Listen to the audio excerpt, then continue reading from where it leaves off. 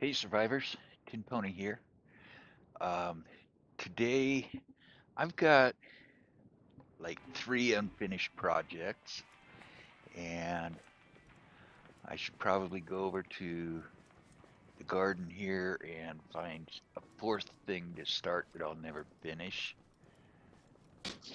What about the bridge? Oh, yeah, the bridge. That was just a temporary bridge.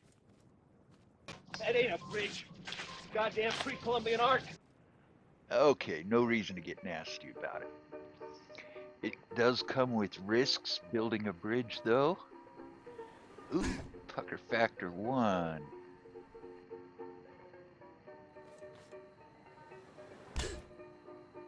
Two.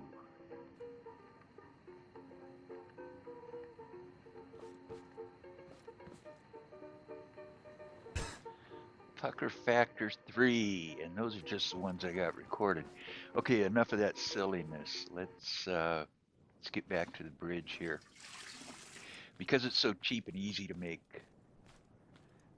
tons and tons of bubble plastic, that's what I'm using for the majority of this bridge.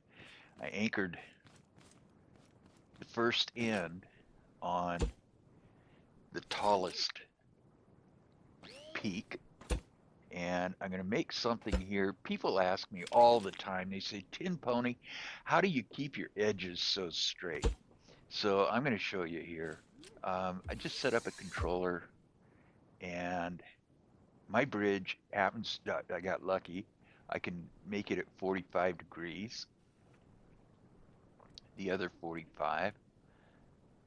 And now I can make a template that won't let me build any further than what the rest of the bridge has already been built at.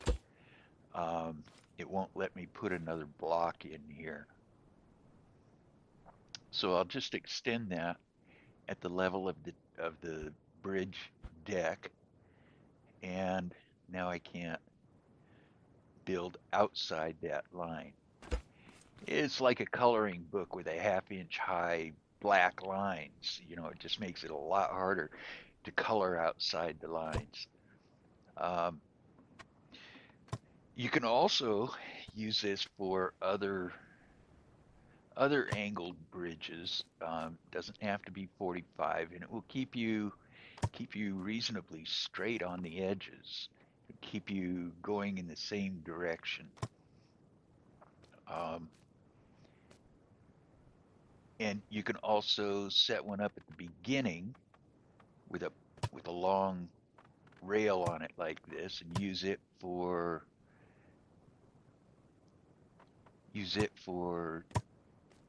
surveying, for finding out where you're headed at a certain angle and what angle will work for your particular bridge.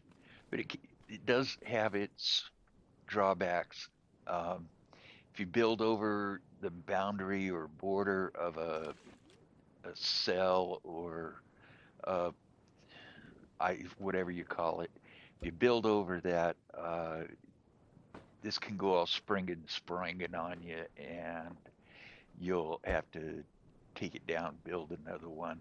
But that's fine. They're easy to build, relatively cheap. And I can't pick up that bearing, so I got to cut it out. There it goes. I got so much stuff down there to pick up now. Okay, so I've got this very plain looking bridge now, and you're gonna want a gap in your bridge, uh, just to keep it from messing with your frames rate.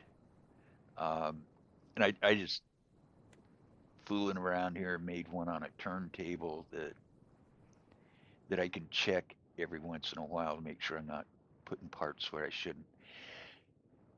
Now I've got the bridge deck painted up, and I've got trim on the edges, and I'm putting in rails. I'm using the same idea here. Um, I'm using a controller to make rails on the same angle that I had my template on, which for me is 45 degrees. And that way I can just make straight rails instead of zigzag rails the entire length of the bridge.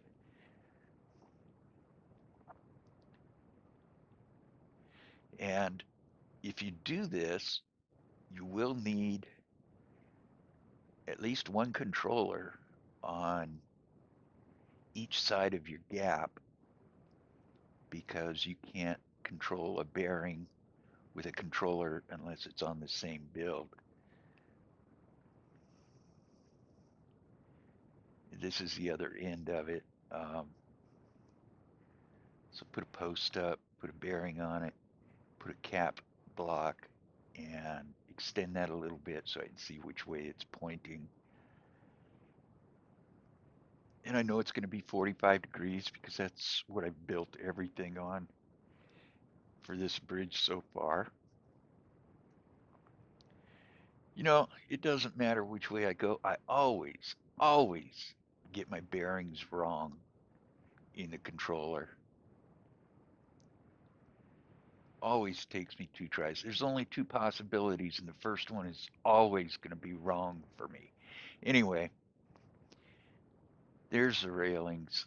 Um, you can fool around with that and make them fancy or build on them from the bridge up. They won't actually connect, but there we go. I'll read this for you. This is an SOS. Send beer. Send pizza. Send television. Send women. And send help. In that order. Okay, just for anybody flying overhead that might be watching. This is Tin Pony. I hope this was entertaining and hopefully informative. Thanks for watching.